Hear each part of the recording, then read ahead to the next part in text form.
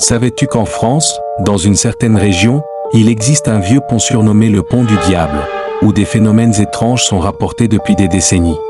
On raconte qu'un soir d'octobre 1994, un couple traversait ce pont en voiture après avoir dîné chez des amis.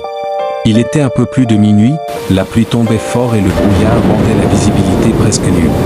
Alors qu'ils avançaient lentement, ils aperçurent une jeune fille seule sur le pont, trempée, vêtue d'une robe noire. Elle faisait de l'autostop sans bouger. Le conducteur freina, inquiet. Sa compagne lui dit « On ne peut pas la laisser comme ça ». Ils la firent monter à l'arrière. Elle ne disait rien, le visage pâle, les yeux fixés dans l'obscurité. Un silence glacé régnait dans l'habitacle. Après avoir franchi le pont, à peine quelques centaines de mètres plus loin, ils se retournèrent pour lui parler. Elle avait disparu, comme évaporée.